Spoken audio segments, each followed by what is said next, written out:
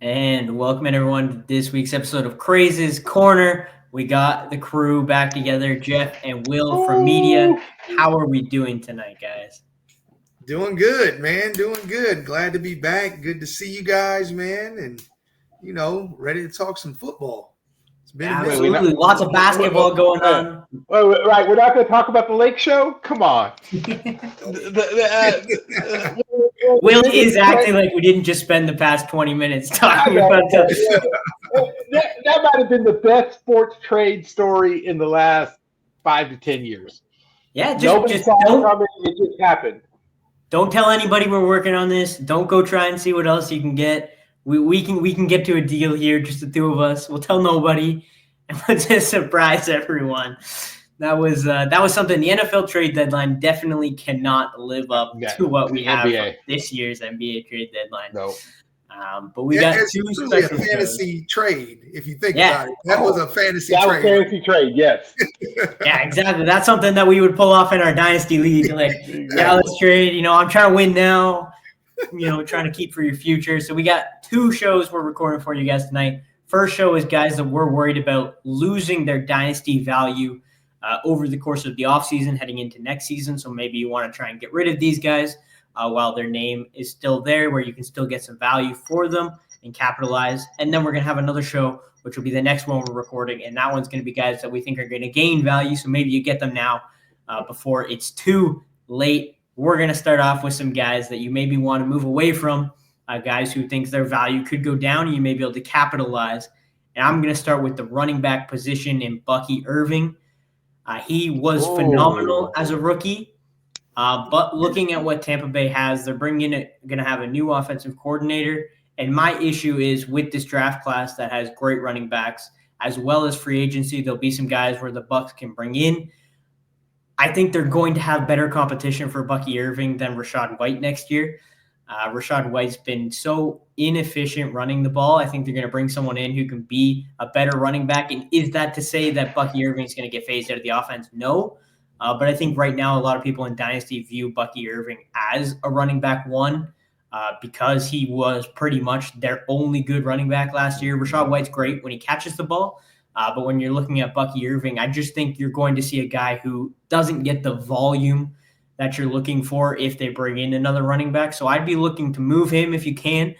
I think now would be the time to do it before free agency and before the draft in case they do bring somebody in. I think you can capitalize. Even if you trade him away at his value today, you can still get a lot back. And if they don't sign anybody, I don't think it necessarily hurts you. So for me, Bucky Irving, just – we've seen it too many times when you go back and you look at like Dameon Pierce a couple of years ago, a guy who was drafted later in the rounds, has a great rookie season, and then they just bring somebody else in. I don't think this is going to be like a bring somebody else in Dameon Pierce where he just does nothing. But I think that they definitely could bring someone in to get them some help. Jeff, what do you think about Bucky Irving? Do you think the Bucs can bring someone in, or do you think they just let him go? I do, but that was my problem with the Bucs. It was like the hot hand every game. You didn't know who the hot hand guy was going to be. Mm-hmm. Towards the end of the season, it tended to be more Bucky Irving. But they even brought in the RB3. Can't remember his name off the top of my head. Yeah, man. One game he had damn near 200 yards. So it was just I don't personally like hot hand situations. Mm-hmm. And I do think you could probably get a lot for Bucky Irving right now. There's a lot of people high on him. But, actually, Zach, after listening to you, I kind of agree with you on that. Yeah. Will, what are your thoughts on Bucky? I like him. I thought he was underrated going into the draft, to be honest with you. And I think he saw his potential, but, welcome to the modern NFL. Multiple running backs driving every fantasy owner crazy. And Tampa Bay is probably going to at least have one, if not two other people in that backfield who can give competition because they're going to have to, right? Most teams are going to have to. So, it makes me nervous. Yeah, and Sean Tucker, as you said, he was great last year when he played. Rachaad White pretty much has no dead cap if they cut him this year. So they could draft somebody or bring somebody in and go with a three-headed backfield of Irving, Tucker, and somebody else. And Irving being 5'10", not even 200 pounds, just isn't in that prototypical every down back. So like Jeff said, it is going to be feed the hot hand situation. Jeff, who is your player that you're worried about losing some value? Another running back as well, and he will be in the game on Sunday, Isaiah Pacheco. Ever since they signed Kareem Hunt, I was like, Kareem Hunt or Pacheco reminded me of Kareem Hunt, just not being as good as a runner, being patient, hitting holes, always falling forward. And now you kind of see they tried to give Pacheco the first chair or the first position, and he has seemingly lost it to Kareem Hunt. And you just see, just more yardage being churned out, better runs being ran by Hunt.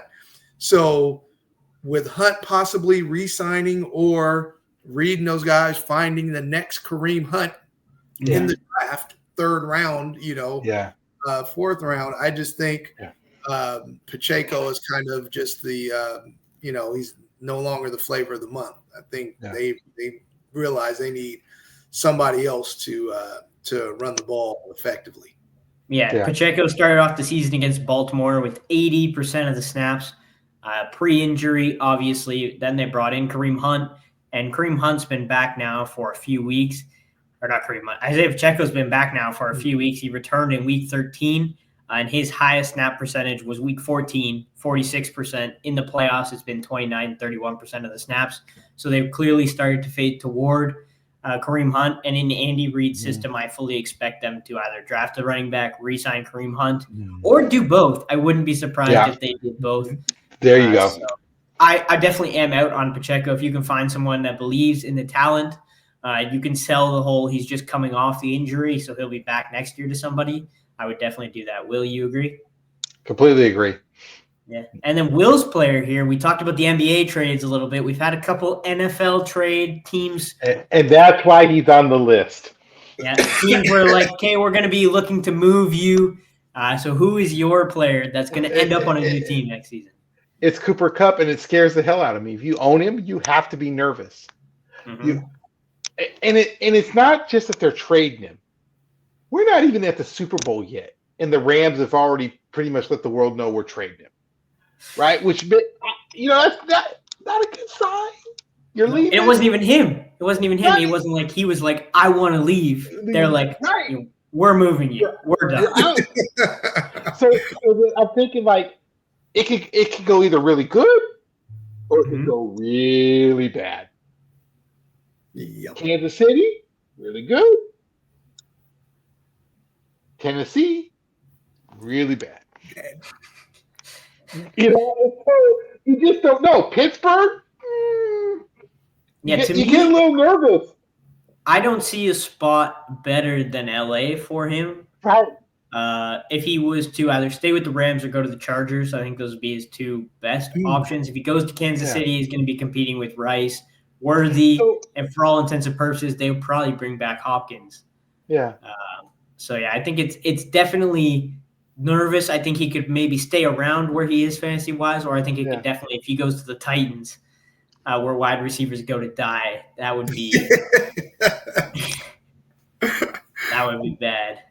Jeff, what do you think about Cooper Kupp? I'm thinking the same thing. Just depends on where he lands, because my thing is, I still wonder at his age, is he still a wide receiver one? I think he might be kind of trending to that wide receiver 2 role.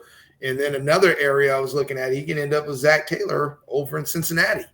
They're going to need somebody with T. Higgins being gone, and him and Jamar Chase. That could be a pretty lethal tandem right there with Burrow throwing the ball.